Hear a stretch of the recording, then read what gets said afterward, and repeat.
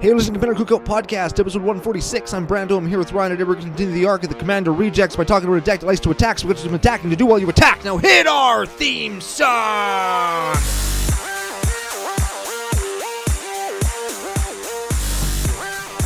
Hey, Ryan. We're back for yet another whirlwind adventure. How you doing? What the hell? Good? What's going down? Whole ton is going down. We're going to explain why the intro that I just did. We're going to talk more about our arc. We got other stuff to talk about. But before we do any of that, we got to thank our official sponsors, face2facegames.com. They're Canada's biggest Magic store. And we're going to get to it. Have to put it in order with face-to-face. We'll talk about that in a second. Yes, big time CCO Nation come together. Yes. Don't Google that? Oh yeah, definitely don't Google that. No, we were having a good time though, and man, we were just laughing so hard. And then you did that crazy stupid intro. What the hell? You can attack and something. You can attack, and then you do more attacks during your attacks. I don't think anybody actually knows what you say during the intro. I'm right here, and I don't know what the hell you're saying. That's why I do it fast, so that nobody can call me out on anything that I say. That's it. So nobody can skip the first 30 seconds of the podcast to miss all the shit. They got to hear the intro. Maybe we can explain sort of what we're talking about, and then we can talk about a whole bunch of other stuff. Oh, that's like when we read the Commandy, then don't talk about Magic for 25 minutes? Exactly. I'm in. Okay, today. Now, don't run away when we say this. No. Okay, everybody, bear with us. We won't let you down, I promise. Today we're talking about Jazal Goldmane. Ooh, so why are we talking about Jazal Goldmane? Jazal Goldmane is he's the commander that came out in the 2014 deck. The 2014 decks. The Commander 2014 Commander product, I should say. That has the least builds that we haven't already done. And while I feel kind of like we've already done this, we put kind of a different spin on it, and we have a little a twist at the end. Yeah, so here's the thing. Jazal Goldmane has, I think, according to EDHREC.com, the lowest list count out of any of the 2014 commanders. So that was the year that Duretti was in, and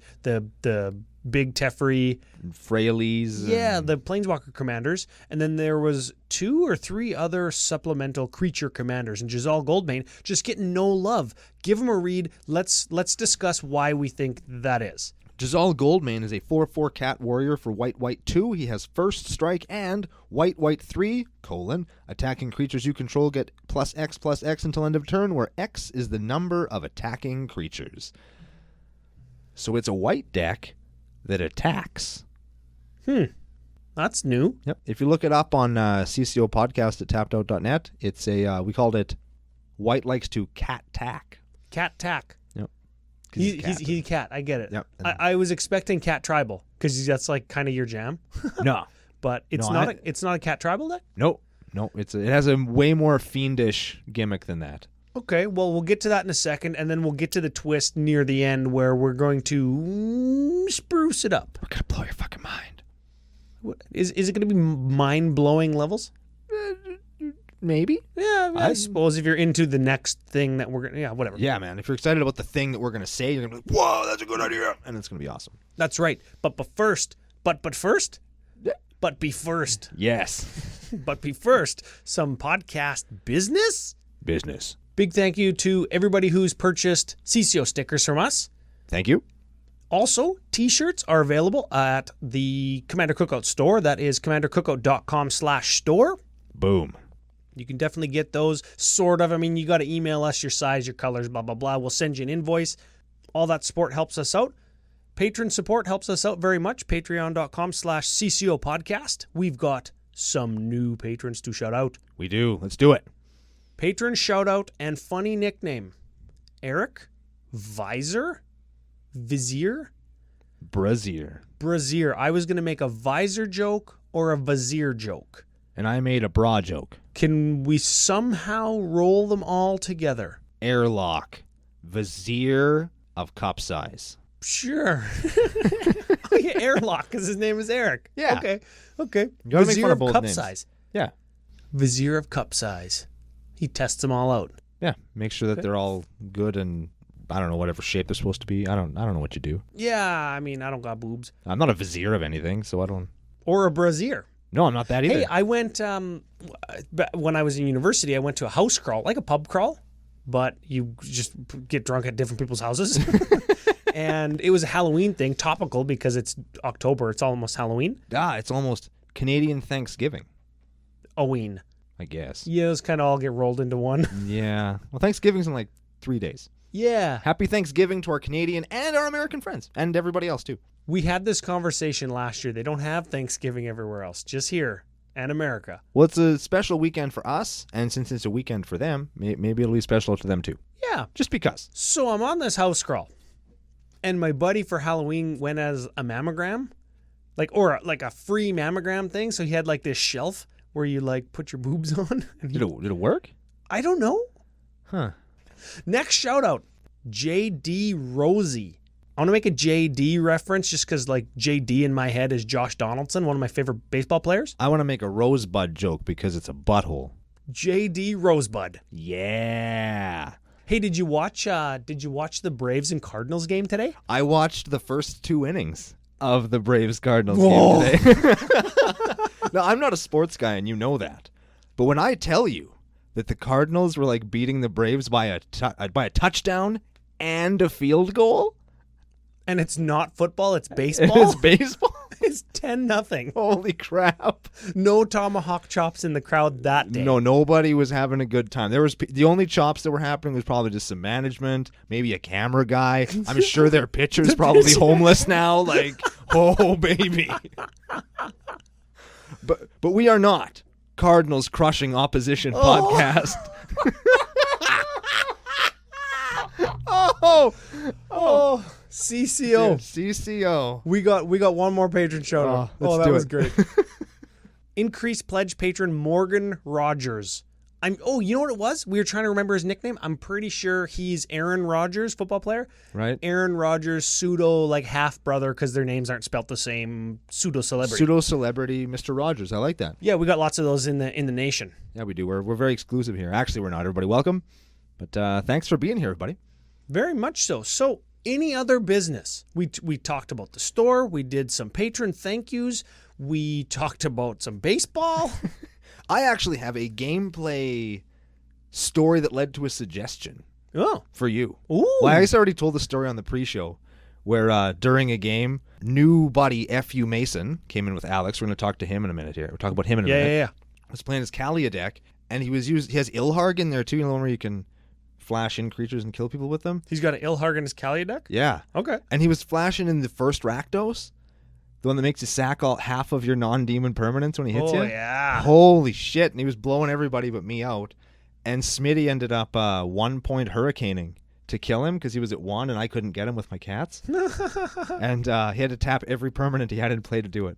And it was a forest and another forest. Oh, that's what you meant? Yup. He only had 2 forests. And it was like turn 12. 2 forests. That sounds terrible. Because Rakdos had just wrecked him. Okay, so what's the suggestion? I'm wanting to know now. I played it like in another game we were playing. I was playing my coin flippy deck. Now, do you know what's his name? I call him Hernier, the red one that flips a coin. Zinder Split? No, the other one. Okum? That's the one. Why isn't he in your Brian Start Arm deck? Is he just red or is he red-blue? He's just red. I don't know. Why? Well, whenever you, at the beginning of combat, you flip a coin. Whenever you flip a coin, his you power double doubles. his power. And the reason Whenever I was you thinking, just flip, it doesn't matter if you win? you don't have to win. He's guaranteed to be a 6/6 after combat on your turn. And if you win one coin flip, which I guess statistically happens, is it 50% of the time? Is that how statistics work with coin flipping? Yes, because it's per coin flip. That means you're going to win at least one, and he's going to be a 12/12. You can hurl a 12/12 at somebody. Because then you flip the coin until you lose. So as long as you win one, you go again, and you keep going. I hit Smitty with a 96. Okay. Sorry, I think I crushed the mic. And you could kill somebody with it, and then fling them at somebody else and kill them, and then gain all that life, just for going to combat. I like doing all those things. That's good, right? I like killing somebody, I like flinging, and I like combat. That's not terrible. That's pretty good. Maybe I'll put it in a face-to-face games order. Ooh. King of the segue. Listen, I like that. This is what we're talking about face-to-face for. This is what we're doing. I'm gonna put a name on it. I'm gonna stamp it. Okay. We're going to have a build party. Ooh. Yeah, it's kind of like a candle party or a Tupperware party, you know, that your moms used to have? Right. Or your wives now, because my wife's a mom. Yeah. Anyways, we're having a build party because our good friend F.U. Alex got all his shit stole. Worst. Yeah. The old car breaky-any dot steely. Car breaky-any dot steely. That's what we're going to call it. It's a fun name for something that is horrible. Yeah, and you're speaking directly from experience because you have had your house broken into and had cards stolen. Yep. The difference being that you had like a fat pack box stolen. Two of them. It's unfortunate that there was like beta dual lands and like foil fucking Rishidan ports and shit in there, right? Yeah. But fortunate for you, unfortunate for Alex, it wasn't your decks, and it was all of his decks because his backpack got stolen. So he had like kind of a foiled and altered art, foiled out Marin list. He had foiled out Modern Merfolk. He had Oloro. He had Aminatu. Yeah, Aminatu. There was a Ascendant Evan car, I think he played too. Azuri, Pernicious, blue-green elf guy. Blue-greeny thingy. There was like 6 or 7 EDH decks got stolen, a really pimped out Modern list. And as we all know, Modern is a bitch to get into. Yeah, that's for sure. The barrier entry is not small. He had all his decks stolen. We're going to have what we're calling a build party. We're going to get all of our, sort of just pile everybody's collection into their respective duffel bags and go to somebody's house and drink a bunch of beer. And we're going to go to face-to-facegames.com. You and I have some credit. F.U. Joel's got some credit from judging. Joe's got some credit because he took down like a top 8 of one of their open events. Congrats, Joe. Yeah, and we're all just going to pool our collections and build Alex some decks. Yeah. So if anybody thinks that they want to be a part of that and want to help a brother in the nation out, let us know. And once Alex gives us the link, he's got some updating to do on his tapped out page and whatever to like get the decks to where he wants, so you can just like copy and paste into a shopping cart. I think I'm just going to put some alpha stuff in here. I'll foil out those fetch lands. We're on to you, Alex. Yeah, I'm going to foil out my beta fetch lands. Yeah. So huge undertaking to replace all of your decks. Fortunately, his collection wasn't stolen. Yeah, I can't imagine losing my like little deck box with my decks in them. Box. I would lose my mind. I would quit Magic. I would think about quitting Magic. The only deck I could possibly field at that point is Krenko, and it would be exactly as foil as my Krenko list is now because I have like a playset of that deck. You have a playset of goblins. Yeah, shit. But yeah, it's a hard thing, and we just wanted to help out our boy Alex, give him a shout out on the show to let him know that I know we love you, man, and we're gonna take care of you if we can. Last thing, I forgot. Ooh, new arc, new deck giveaway. Right. Yeah, we said we weren't going to talk about a whole bunch of other stuff for too long this episode, but looks like we are. But here we are. Whoops. New deck giveaway. Friend and patron of the show, CCO Nationalite, Ginger Joe. Joe. What's his last name? Hoffman. Ginger Joe Hoffman. I like that. He is at Ginger Joe on Twitter, but the O in Joe is a 0. Yes. Because he's a 0. I was just about to make a joke about that. Okay, yeah. good. So he's graciously donated to us a random Brawl deck. That's right. We don't know which one it is, so we're going to get it. And they all have like a $7 trillion value, so it's an excellent prize. And throughout the arc, you have a chance to win that by interacting with our Facebook giveaway posts or any of our posts on Facebook, or checking us out over on YouTube as our content continues to roll out there. We've got a few more videos coming up from our boxing match from Eldraine. That's right. And a couple other things that we have kind of in the can. We've got a few more things we're going to record in the coming weeks. So, go down there, poop on the like button, leave us a comment, get you entered in to win that. We also have our face-to-face games, $25 gift certificate credit card that you can win if you have a... That's what we're calling now. It's a credit card now. If you have a face-to-face games account and you leave a comment on one of our episodes or go on to one of our social medias, either CCO Brando, CCO Podcast on Twitter, check us out Facebook, anywhere you can find us, and leave us a comment of some sort that involves face-to-face games that they are tagged in, we'll enter you to win a credit from the store. You can pick up some sweet cards. Very much so. You know what I want? I'm going to post, we're going to do the promo posts for the deck, like for people to like and share and stuff. That really helps the show grow. Like last arc, give us your stories of your Commander rejects that were actually good. Yeah. So we're doing Giselle Goldmane today. We're going to talk about the deck now. Attacky White, it's actually a good card. Giselle is a powerful card, and I do run it in a deck. I do too. But he just doesn't have any builds because White just is not very good at attacking. It's the most straightforward thing you can imagine. And I don't want to get too much into just ragging on White, but you'll see by the end of the show that other colors can do what White does under most circumstances, and they just like kind of do it better under most circumstances. Like, okay, 1-for-1 spot removal, White's got you covered. Yeah. And here's the thing, White can kind of do everything except draw good cards. It can accrue card advantage through grindy value stacks type cards, like some of which we're playing. It can play efficient creatures. It's got efficient removal. It's got all the best sweepers. Like, this sounds like a good color. But it can't back it up. It doesn't have that one-sided wrath like a Rift or like Black does. You can't set its sweepers in such a way like Toxic Deluge keeps your thing alive, but all of my stuff dies. Yeah, or Earthquake or any of that stuff. Yeah, and it can't draw cards en masse like Black or Blue or Green. It doesn't have impulse draw like Red. So we're kind of a little bit left wanting, but today in Giselle Goldmane, we think we might be onto something. We hope so.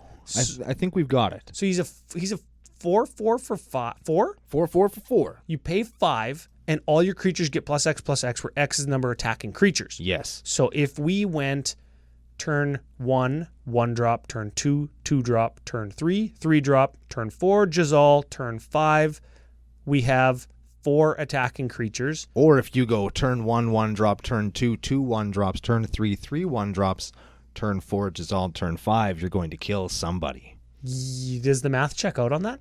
I think so. Yeah, I think it does. Because you have 6 1-drops that are all attacking. And Giselle. Oh, and that's 7. That's 7 dudes. They'll get +7/+7. That's going to kill somebody. Yeah.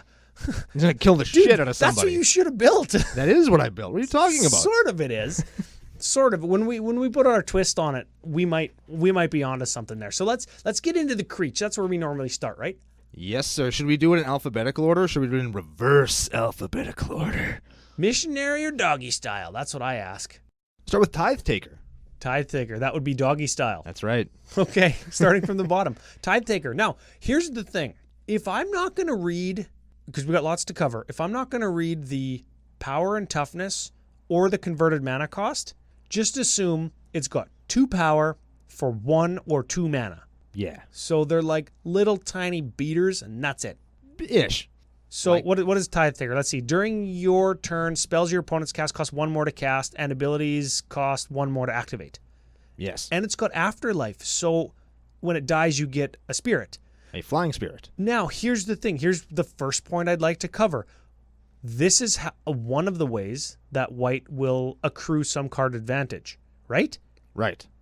Like, I know in Blue, I play a 1/1 for 2 with flying. When it dies, draw a card. Is a 1/1 flying spirit that you get from Afterlife on Tithe Taker worth a card? This one is very subjective, I think, because he could hypothetically slow down your opponent's plays. If they're holding up their... I'm going to use Harrow as an example for whatever reason, but like if somebody's holding up their Harrow to Harrow at the end of your turn, or Fetch, or something. Yeah. Now, they can't because they got to pay that mana, so like you're slowing them down, so maybe it's got... Yeah. But, So, well, and my example is, what it's a 1/1 for 2 with flying. It's going to stop a flying blocker if they don't want to, like, not get in for damage. They're going to attack somebody else because I've got a blocker. Yeah. Right? Because drawing a card for me is, like, super good with that blue card. This is a white card that gives me a 1/1. Is that worth the same type of thing if it's going to slow down my opponent? Like, this card is probably good, but we don't recognize it as card advantage because it doesn't say draw a card on it. That's right. So it's cool. I don't know. I like it. I think it's underrated. I think it's a good card. Okay, let's continue and see if we can find some more examples of white card advantage. How about Thalia, Guardian of Thraben? Thraben. I was just going to make the joke. She's a first striker, non-creature spells cost 1 more to cast. How many of those do we have? Not very many. So beat her, and again, there's card advantage. You're slowing your opponent down by a turn. How about Syndic of Tithes? That's got Extort. Again, these are 2/2s for 2. Extort. Whenever you cast a spell, you can pay an extra. You gain a life. Everybody loses a life. Is that worth your mana? Or do I just want a card that says white, draw card? Well, obviously you wanted to say white, draw a card. But if I have enough Syndic of Tithes, that's going to kill my opponent. That's true. I could white draw a card into 10 planes in a row. That's true. Or you could white spell into 10 life in a row. Which is But my opponents are losing life with Extort. Yeah, that's what I'm saying. Okay, yeah. It's a good swing. Yeah, okay. Extort's underrated, I think. And in a deck like this where everything is so low to the ground and costs so little, you usually will have that mana to pay the 1. Yeah, and if you have a couple Extorts, you can pay the 1 like for each instant of guy that you have with Extort. Yeah. You could probably get 10 or 12 damage off of that across everybody. That's like 30, 36 damage. That's how Norn wins with Impact Tremors, right? Yeah, okay. One at a time. Okay. Never. Not to be underrated. Speaking of things that are underplayed and underappreciated, how about a Sun Titan? Oh, yeah. You attack with him, he's going to get you a 3-drop or smaller back. Yes. On ETB as well, of course. Now, we're going to get into why I play this guy in a second. We all know why I'm going to play him, but we're going to talk about it just now anyway. Stoneforge Mystic. 1/2 for 2. You I know. searches for an equipment. You can pay 2 to get the equipment into play. It finds you with Skull Clamp. Okay. Is that what it is? It fills the hole. That's the only way in white I could think of where we could just consistently draw a bunch of cards. Don't Google that. Yes. Do not. Next card. Stonehaven Outfitter. Equipped creatures get +1/+1. Whenever an equipped creature you control dies, draw a card. Ooh. Hey. It's a white card that says, and while you can't just turn Skull Clamp into the most broken thing in the world because now you can't just clamp and kill stuff. It does turn your Skull Clamp into draw 3, and there are other equipments in this deck that get you something. Equipped creatures you control get +1/+1. It doesn't work with Skull Clamp. Well, yeah, you have to just kill the creature the old-fashioned way by making somebody not want to take 5 when you attack them with it. Could you just rip through your deck with this and Other things in the deck, yes. Okay. Yes. Okay, I'm starting to see what you did there. Yes, you can. Okay. Ryan. We'll get to that in a bit. We have I was going to say Labyrinth of the Library, but it's actually Spirit of the Labyrinth. Close enough. the Everybody same. would have known what you're talking about. That's got 3 power for 2 mana, so now we're getting serious. Oh. Each player can't draw more than 1 card each turn. Now, So when your Skull Clamp doesn't work and you have to sacrifice your creature, you just wait till not your turn. yeah. Or let's say you don't have a Skull Clamp and everybody else can draw cards. Now they can't. Yes. Parity. Sometimes parity is good. On a beater. On a 3/1 beater. I'm playing Signal Pest. That's a beater, right? It's got Battle Cry. So whenever this creature attacks, each other attacking creature gets +1/+0 until end of turn, and it can't be blocked except by creatures with flying or reach. Yeah. Did you know that that's his hand, not his mouth? I think I mentioned that last time we were playing. Wait, what? Yeah, and you did that last time too. Oh, okay. So this little... I like it way better when that's his mouth and he's breathing a laser.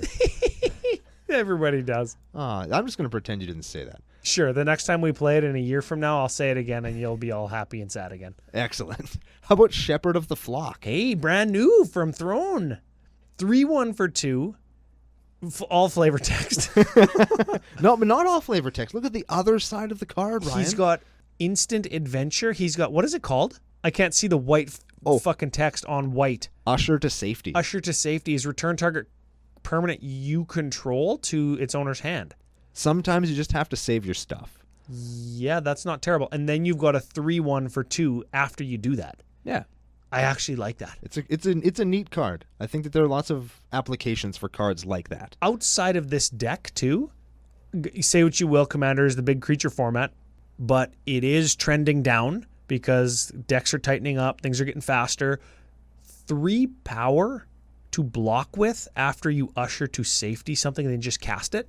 3 power to block with is nothing that your opponent has to not worry about. Yeah, it's a lightning bolt that just sits there that could hit your... It's a sorcery speed lightning bolt. Or sorry, it's a lightning bolt that you can only cast during your opponent's combat step. Yeah. Yeah. We're playing a Savannah Lions. 2/1 for 1, baby. Remorseful Cleric. 2/1 for 2, sack, exile all cards from target player's graveyard. That's Some utility. some good utility there. I'll give you it. We got a Regal Caracal. 3/3 for 5. Other Cats you control get +1 and have lifelink. Nah. I don't mind that because we are playing some cats and our commandee's a cat, right? Yep. And when he enters the battlefield, you get 2/1/1 cat creature tokens With lifelink. with lifelink. So they're actually 2/2s with lifelink. Yep. You get 2/2 lifelinkers with him. And How many power is that for 5 mana? 7. 7. It's not terrible. That's not too bad. I have a suggestion that we talked about in the Throne of Eldraine set review that you're not playing in Harmonious Archon. He's the guy that makes all your things base power 3/3. Oh, yeah. Buffs your opponent's stuff too, but if your guys are all 1/1 and 2/2, now they're 3/3. If all your opponents are playing 3/3s or bigger, now they're 3/3s. Parity. There you go. All right. We're playing Mirror Entity. That makes all your things XX, right? Very good. And into cats, which is relevant. Yes, based on the last card we just talked about. Yeah. All right, we got a Mentor of the Meek. This is probably our staple white draw card. Yeah. Right? 2/2 for 3. Whenever you have a creature with power 2 or less enter the battlefield, pay 1. If you do, draw a card. With the exception of Regal, Caracal, and Sun Titan, that's every single one of them we talked about so far, pretty much. Ooh. That's And most that of the is creatures in the deck. creature with power 2 or less. Doesn't say non-token. That's right. So if you do have your Regal Caracal on turn 87 with your Mentor of the Meek and you have 3 creatures, you can pay an additional 3 to draw 3. It's pretty good. How about Lost Leonin? It's a little bit of a lost card in this deck. It's got Infect, so it's not damaging the same life total. So that's a little bit weird, but it's a 2/1 Infect for 2. And you could just take somebody out of the game with Jazal's ability if you're going wide enough. You could if you're going wide enough. And sometimes you just need that one really tall guy, and it just gives you options. That's why I played him. Options. How about Leonin War Leader? When he attacks, you get 2/1/1 white cat creature tokens tapped and attacking. They have lifelink also. Oh, yeah? Yeah. Neat. Those are some good cat tokens. Yeah. We have Leonin Arbiter. So you fooled me at first when I was first looking at this, but it's still a 2/2 for 2. Yep. But wait, there's more. Players can't search libraries.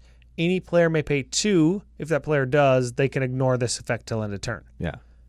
Tax them, baby. Okay, we're going to tax them. We've got a couple cards like that, right? Like the Thalia, and there's another one as well. Lethalia, Tithe Taker, Leonin Arbiter, they're all not staxy, but they're taxy. They're taxing. Yeah, they're 2/2s for 2. They're hate bears. Yeah. Cats. Sure. Yeah, hate cats. We have Kytheon, Hero of Akros. You can make him indestructible, and then something, he flips into Gideon, somebody. Yeah. He's a 2/1 for 1. That is why I'm playing him. I don't even remember what Planeswalker on the other side does, to be honest. Should we look him up, or should we just keep going? Let's just keep going. F him, he's dead anyways. Yeah. Knight of the White Orchid.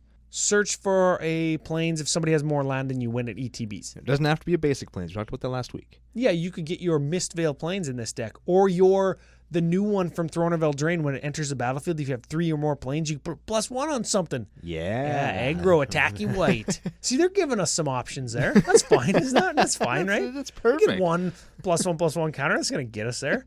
How about Keening Apparition? 2/2 for 2. Destroy target enchantment when you sack it. Isamaru, Hound of Konda. Oh, here it is. This was the classic aggro white Voltron. 2/2 for 1. That's just white. And then equipment, and that was the deck. That was the deck. Yep. And then people were like, I guess I'll just kill your commander. Yeah. Whoops. How about Hero of Butthole? Bladehold Right. That's what that says. is a 3/4 for 4 battle cry. Whenever it attacks, other attacking creatures get +1. Whenever it attacks, put 2 white soldier creature tokens onto the battlefield tapped and attacking. It's another 7 power for 4 mana. Yeah, unless you have any of those pump things. Yeah. And you could pay extra with your Mentor of the Meek. Yes. So you can draw some cards. You can do some damage. It could get you there. Okay. How about Hanweir Militia Captain? Ooh, at the beginning of your upkeep, if you control 4 or more creatures, you transform them. And then she flips into Westvale Cult Leader, which has power and toughness equal to the number of creatures you control. And at the beginning of your end step, you get a 1/1 white and black human cleric creature token. Ooh, that's going to be big. Yeah. That is actually going to be big. There's like 29 creatures in this list. It's a huge for 2. And foreshadowing. Yeah. Oh, All right, next up we have Grand Abolisher. Well, here's the other tax guy that I was thinking of, where it's like 2/2 for 2, but wait, there's more. So during your turn, your opponents can't cast stuff and they can't activate abilities. Of artifacts, creatures, or enchantments. They can still do land stuff, but they mostly can't mess with you. Yeah, it sort of shuts them off. Your combat tricks are the only combat tricks. Yeah. Unless they have a Maze of Ith and whatever. Just jam Wasteland and Strip Mine. We can do that, right? We We're playing sure white. can. That's how we're going to get card advantage in white. Absolutely. I know that's not card advantage, everybody, but How about Geist Honored Monk? there's another one of these too. There's another one of those that does the same thing. Anyways, it's a star for 5. Enters the battlefield. You get 2 1/1 white spirits that fly. Yep. And its power and toughness equal to the number of creatures you control. Yeah, so he's another fairly large. Doesn't cost 2, but still pretty good. Yeah, I think the other one is like from Lorwyn, and it just gives you 2 Kithkins or whatever. Yes. I can picture the card in my mind. Can't picture Yeah, the if you like the title. ones that give you dudes when they enter the battlefield because you're playing a token Attacky white deck, that should probably go in it. Yeah. How about Felidar Cub? Sacrifice it to destroy an enchantment, 2/2 for 2. Yep. Dauntless Bodyguard. 2/1 for 1. You choose another creature that you control, then when you sacrifice it, that creature gains indestructible till end of turn. Yeah, so we can save your Jazal or whoever. You could turn that into, like, if you cast him, choose somebody that you don't want to die, and then cast a board wipe, Yeah. and then it saves it. Yep. So you could cast that, name Jazal, attack with everybody, kill everything. No, because all your sweepers are sorcery speed because you're playing white. Yeah. It's gonna say you could just, no. Anyways, Yeah. Brand new card from Eldraine. We got Charming Prince. oh yeah. So 2/2 for 2. Choose one when you ETB. Scry 2, gain 3 life, or blink something. Yeah. Exile it, then put it back into play. I don't know. All those are so marginal. They're fine. You But- could blink your Sun Titan. You could blink any of your enter the battlefield, give you a bunch of guys cards. Yeah. That's not terrible. It's not the worst. Okay.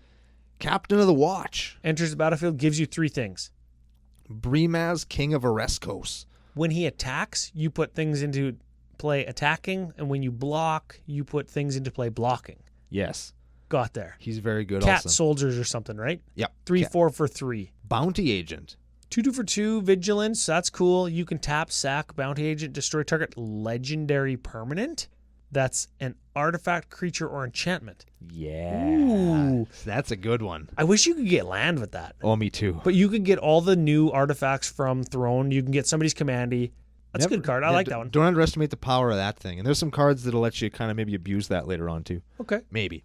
Anafenza, Kintree Spirit. This could be a commander as well. I wish this had partner with Jazal. Whenever a non-token creature enters the battlefield, you bolster. So what that means is you put a +1/+1 on your smallest toughness. Yeah, which I don't know. It's kind of whatever, but You're going to have lots, but it only triggers off non-tokens. yeah. Okay. But, I mean, what did I say? 29 creatures? 35 creatures? I don't know where I was getting 29 from. Don't underestimate. All right, we got Alabaster Mage. This you can pay 2 and target creature you control gains lifelink until end of turn. Sometimes you just have to not die. Yeah, and sometimes you're not going to have 5 mana to dump into Jazal, but you're going to have 4, and you can give 2 of your 7/7s lifelink. Yeah. And just not die, like you say, and beat a whole bunch of ass. You know what else might let you beat a whole bunch of ass? Ooh, tell me. When your Academy Rector dies. Yes, sometimes you just want that to die. Yep. So that's a 1/2 for 4. This card is extremely expensive.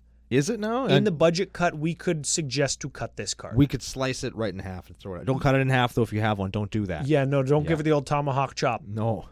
So when it dies, you exile it and you search for an enchantment from your library, put it directly onto the B. No, it can't be Intruder Alarm like I like to do. No, but it could be Eldrazi Conscription, which happened to me yesterday. You know what?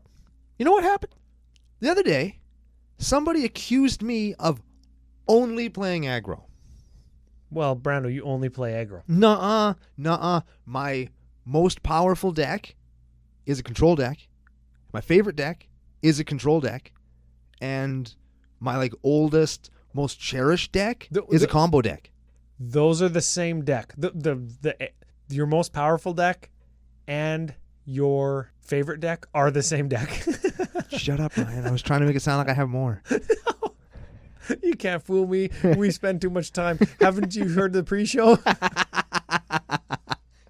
But the point is, I have many facets, like a gemstone or an onion. Let's talk about some instants. Instants. There doesn't appear to be very many. There's just 4 of them. 2 of them are path and swords, so we can skip over those. We all know what they do. Let's just say that they are the best that white has to offer, and they are the best in the game. Correct. So I don't know why we're complaining about white, but here we are. You want a bro gone? Pay 1, get it gone. He's going to sword something, or he's going to path something. It's going to be dope. How about Oblation? That is the owner of target non-land perm shuffles it into their library, then draws 2 cards. Now, you think... It's an instant. I always forget that. You could just shuffle a token that's going to... You could chump block with a token, shuffle it into your library, draw 2 cards. And then that is divination. Yeah. Instant speed divination. If something bad is going to happen to the creature anyways. Yeah, it's what we got. We're playing white. What else are we going to do? Yeah, you could get tricky with it too if you have our next card. Somebody destroys an enchantment and you oblation your enchantment back into your library to draw 2, and then you could tutor it up with Enlightened Tutor. Correct. And then maybe draw it. Somebody's going to blow up your Skull Clamp. Does this get us a Skull Clamp? Artifact or enchantment. And put it onto the battlefield. On top of your library. Oh, yeah. Sorry. Yeah, man. Somebody goes to destroy your thing, you can oblation it and then search for it with the Enlightened Tutor, and then, it's pretty Yeah, you can do some tricky stuff with oblation. But it's a fun card. Enlightened Tutor is the other one that we're playing. You know what's crazy is like Oblation is going to get rid of almost anything, and then Generous Gift is going to do the same thing, except it's going to give them like a more marginal thing. Hey, yeah, I could have played Generous Gift. So you could Gift. go Generous Gift and be like, you get a shitty whatever elephant, a golem. I don't what is it? It's an elephant. Sure. Yeah. They get an elephant, and I was more looking at the 2 cards for us. Yeah. And in a pinch, it's like, okay, you can have 2 cards so I don't die, right? Like you're hitting me with your whatever. Yeah, but generally it's like you're attacking me with a 40-40 lifelink, or I'll block with this 1/1, or I'll oblation it back into my deck. You don't gain shit. I'm going to draw 2 and hope one of them isn't a sword so I can... Or if you don't have your blocker, you can oblation their 40-40. Yes. And they draw 2, but you don't die. It works both ways. Sorceries, we have 3 of them. We have Mass Calcify. You destroy all non-white creatures for 7. That's good. There's a one-sided wrath for you. Yeah, but it costs 7. Let's focus on the positive. Okay. Let's focus on the positive. We got Decree of Justice. It gives you X angels, or when you cycle it, you get X by paying X extra to get soldiers. Yes. Soldiers are less good than angels, but hey, man, sometimes you just need bodies that you can make bigger. What if we want both? Maybe we'll play Finale of Glory, Ryan. Yes, we are. So white X, get X, 2/2 white soldier creatures. So now our soldiers are 2/2s. And they have Vig. Okay, well, this is a mythic, I guess. If X is 10 or more, also create X 4/4 angels. Fucking both. Yeah. So that card has won me 100% of games that I've cast X equals 10 or greater. I can't imagine why. Enchantments. Okay, so I got a bone to pick with you. Okay. We're trying to do the aggro thing. Trying to do the aggro thing. And then you put some things in here that aren't very aggro-y. Right. Why? Because sometimes you have to stay alive, Ryan. Sometimes you have to tax your opponents that they can't just kill you. Because their stuff is probably going to be better than your stuff. It is, and here's the problem. Without going into the aggro versus combo versus control argument, in multiplayer Commander, if I'm taking off a turn, I'm taking a turn off from my aggro plan to set up some kind of tax, control, stacks, element, whatever it is, and then I go back to the aggro thing. Well, I miss a turn, and I'm not continuing my control plan, so my control plan isn't going to be very good. There's lots of stack stuff in here. But hold on. Okay. Here's the thing. This is going to be a one-sided thing. You'll see where I'm going. I'm taking a turn off my aggro thing to do a subpar, a not very good control thing, and then I'm going back to the aggro thing after that. So I'm doing something that isn't very good, playing a 2/2. Then I'm doing something that isn't very good in one control piece, and I'm going back to doing something that isn't very good. So it's like, why am I doing aggro? Why don't I just go all the way into control, which is sort of what white needs to do to grind out its card advantage in things like Mass Calcify or getting 12 mana so it can cast a Finale of Glory? Is that what it is? Yes. So these ones are weird because we're playing aggro. If this was a white control deck or a white base control deck, I'd be like 100% Aura of Silence, Blind Obedience, Endless Horizons, Land Tax, Smothering Tithe, Reconnaissance. Like, we're playing all these cards. These are all, I'm going to call them white enchantment staples. I think that they're all right at home in the deck, but that means we have to cut 38 creatures or however many we're playing. You know what I mean? It's like, but we want to play a creature deck. We do. And we are. These things help out lots. I don't know if they do. Let's go on a tour, Ryan. Sure. Let's go on a tour. We have Anointed Procession. If an effect would create a token, it creates 2 tokens. Aura of Silence. It's a tax card. Taxes all the artifacts and enchantments your opponents play. You can't play a bunch of mana rocks and enchantments that ramp you out and do all of that stuff because you don't need them. Your opponents might need them, and now it takes them much longer to cast them, and if they do get a problematic one, it kills it for you. All for 3 mana. What about Glorious Anthem? Just double the size of my guys. Everybody plays those. You're in CCO Nation, Ryan. Everybody plays Aura of Silence. You can't. Nah. Yes, they do. Nah. I guarantee that Aura of Silence is in more decks on EDHREC.com than Glorious Anthem. That's because nobody plays mono white weenie aggro. You're not wrong. Right? So, given that I'm blazing the trail here, let me blaze the trail. Let me take you there, let's Ryan. blaze on. Blind Obedience. This is just like Aura of Silence. Move to the next card. And it has Extort. We talked earlier about how Extort was good. It's You know another what? instance of Extort. Yes, we are casting maybe multiple things from our hand until our hand is empty. And if something, or if somebody plays something that gives them a bunch of dudes, let's just say an Avenger of Zendikar, that's going to be bigger than all your dudes and give you blocks for all your little dudes, they all come into play tapped, and you have another turn to get them. You've got one turn to do something. It gives you something, gives you an out. We have a Cathar's Crusade. This one belongs in this deck. 5-drop, whenever a creature enters a battlefield under your control, put a +1/+1 counter on each other creature. Insane. This card is the most powerful one in the whole deck. Absolutely it is. Dawn of Hope. This one is cool. 2 mana.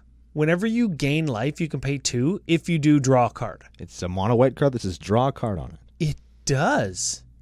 And you can pay 4 to create a 1/1 soldier creature token with lifelink.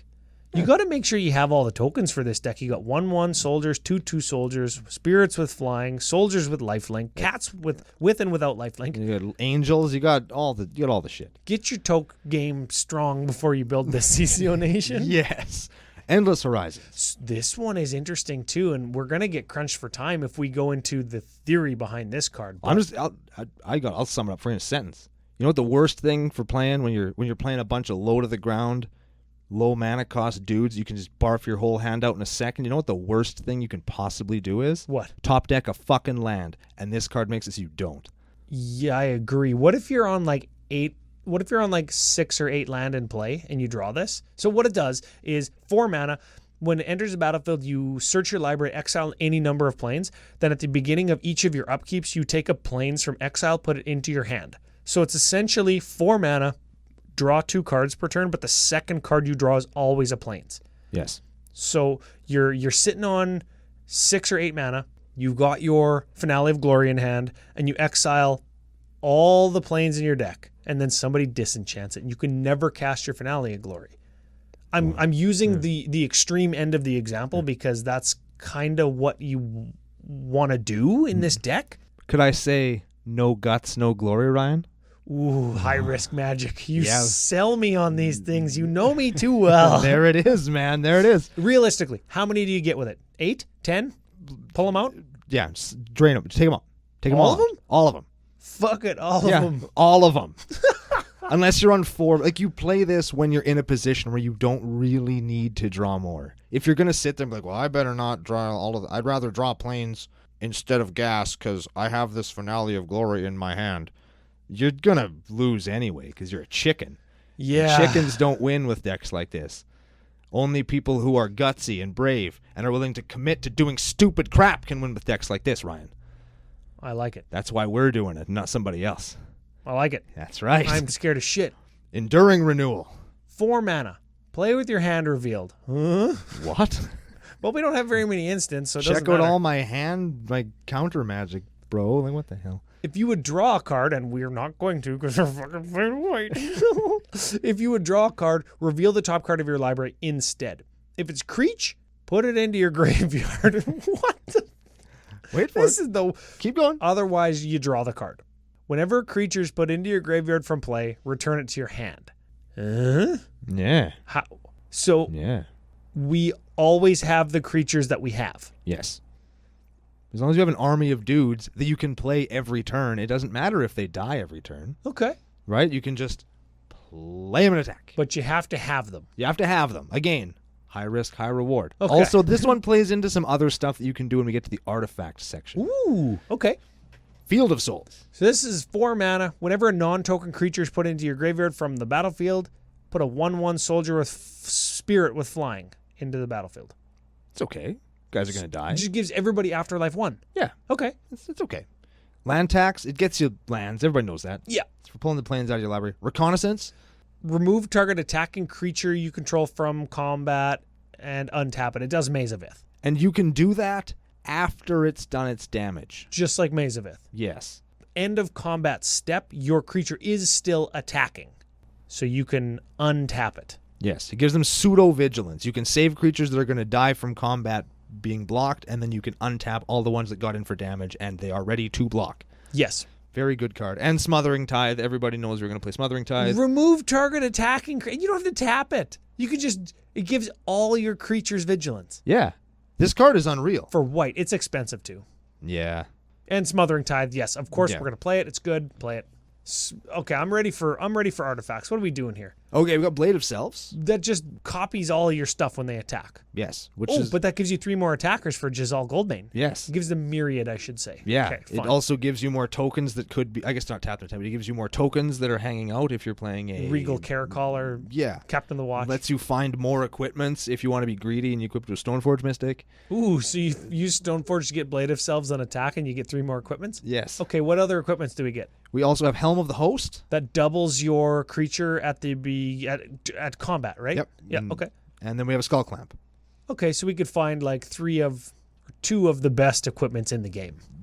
It's fine. It's fine. It's I mean, fine. that's what you got to do when you play white, right? That's right. You got to take advantage of things that you can do when you can do them.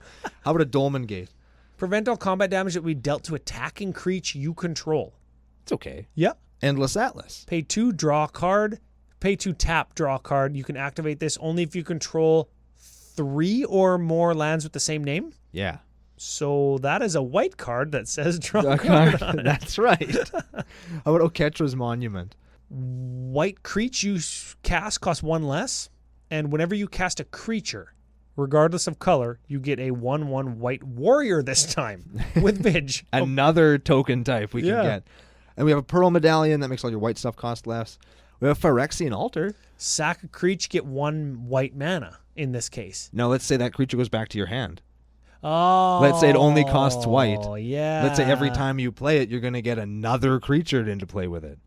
Another creature into play with your Oketra's Monument. Yeah. Oh. Or every I time see it what dies, you you're going to get a did. 1/1 with flying from your Field of Souls. And every time you get that creature with, I missed the combo. How could I miss the combo? There's a Phyrexian Altar in here. Of course, it's a combo.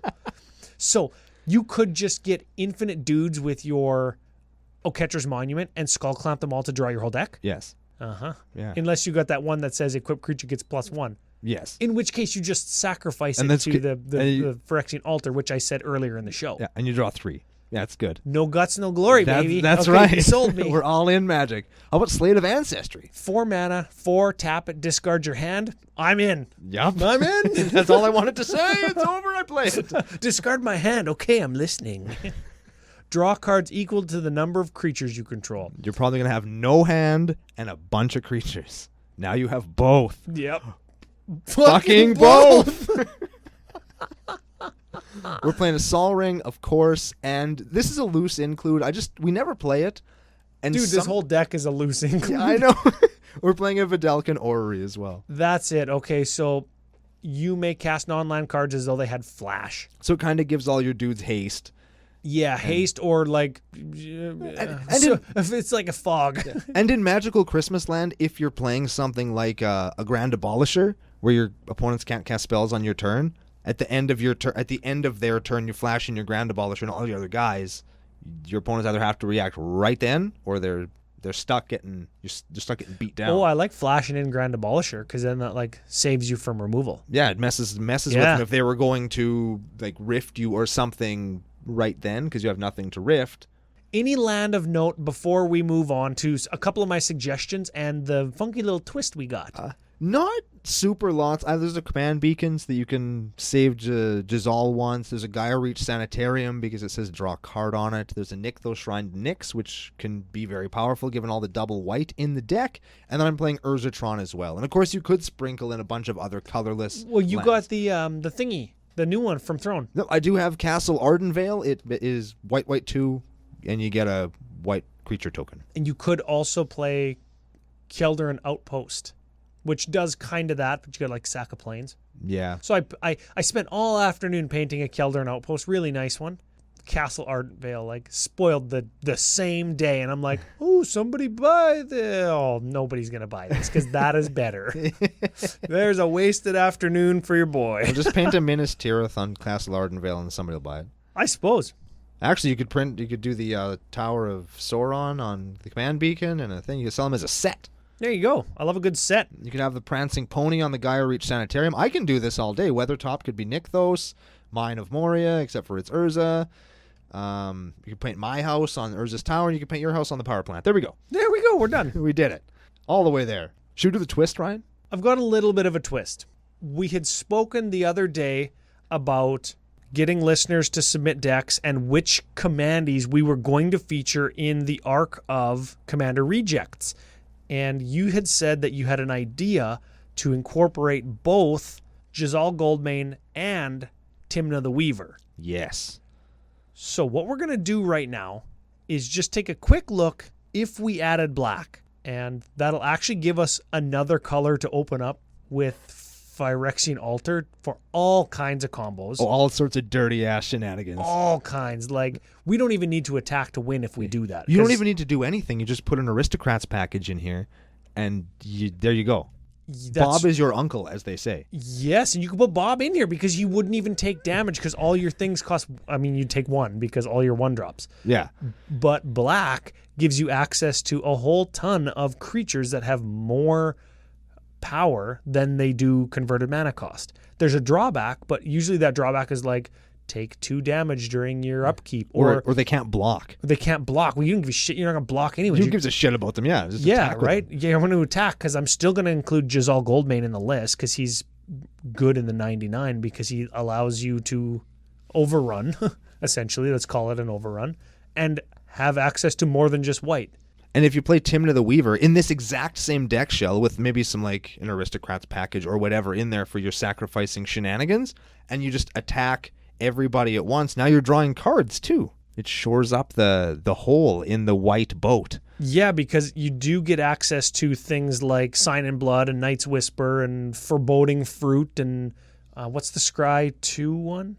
Read the Bones? Read the Bones, yeah, that's right. You also get things like Demonic Tutor or Vampiric Tutor or, I don't know, Death Pits of Wrath. There's all sorts of super fun stuff that you can play when you add black, but the deck could basically be the same, which is really cool. And I'm drawing a little bit of inspiration from my old school Uncle Karlov deck, Ghost Council. Right. If we want 1-drops that have some other auxiliary benefit that we want to attack with, we in white and or black, we've got 24 1-drops with lifelink.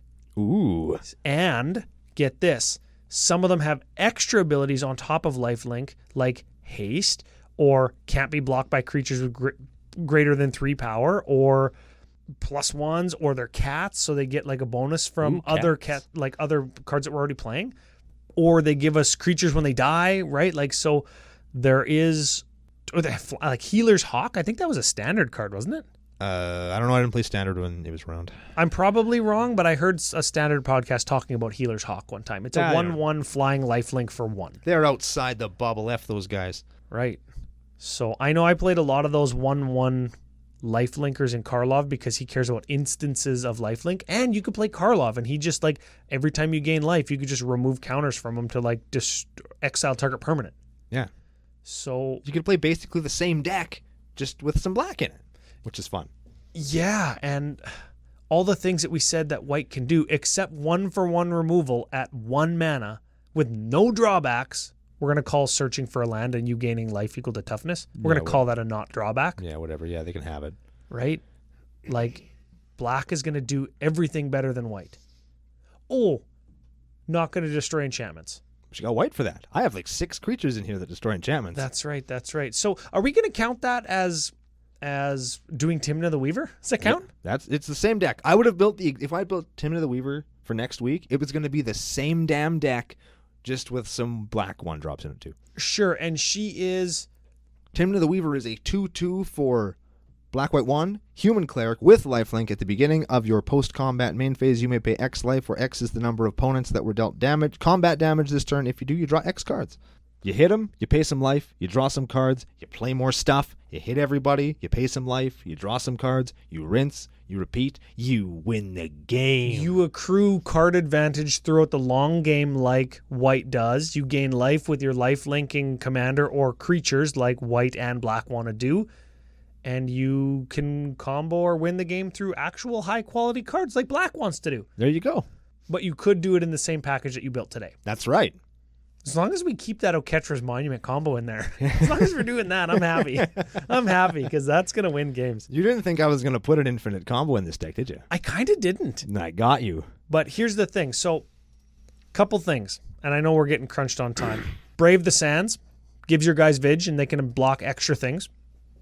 Yeah, thought about that, yep. Yep, that is going to be a white way to gain advantage on the board. Yep. Because you're not going to be losing life. I know life is a resource, but we're not using it as a resource in white. We just don't want to have 0 of it. That's right. So we're going to have to keep it. Crusade, Glorious Anthem, Honor the Pure, Marshal's Anthem. If a card says Anthem in it, we could probably run it in this deck in the 2, 3, or 4 slot. And the reason that I didn't was just because everybody thought we were going to do that. Everybody that started listening to our show today figured, they're going to get to the enchantment section. It's going to be full of anthems. No, I didn't play a single one. You went a little bit of the taxi route, and we could, or the taxi control route. Yes. And we could lean into that as much as we want. The more we do, the less we attack. So there is kind of a fulcrum there where we would have to say, okay, we're going to tip this way and we're a control deck now. And forget about attacking. We're going to try and combo win because we control the board for the long game. Yes. So I guess, you know what's funny is the fulcrum is the balancing act is very close to the fulcrum. So if you move one thing either way, it's going to tip, right? Yeah. When you have a super long lever on either side of the fulcrum, you can move that a long way before it'll tip, like you can do in black. You could have a black combo control deck or a black kind of aggressive big creature deck. Now, white doesn't have that long of a fulcrum. It has a short one. We're going to leave that there. Yes, we are. So I think that's kind of where we're going to leave it, because we kind of have 2 different decks, and like I have in my head a different vision for the deck than you do. So we skipped the spice calculator and the milk list today, but I do want to mention that Jazal Goldmane has 70 lists on edhrec.com. Timna has 21. They are Timna's last. Timna's the lowest Orzhov commander that there is, period. And Jazal isn't the lowest, but he has 70 lists. He's the 30th. He may as well be at the bottom. Honestly, like, when you get down that low, nobody cares about you. Yeah. And that's too bad. You know what I think? Timna's better when you pair her with Vile Smasher or Thrasios or whoever. I mean, that's a CEDH deck. And Jazal's better in the 99 of either a cat deck or some other like aggro or token deck. Any other go wide deck, he's great in. Especially when you mix it with green, so you could maybe activate his 5-mana ability twice. Was he in this cat deck we're giving away? I believe so, yep. Yeah, there we go. Also, you know that he sucks as a commander because he's underneath Evra, Halcyon Witness, and she just exchanges life totals with her power. She's goddamn terrible. But she's got lifelink. She could go on the deck. I want to leave it at that.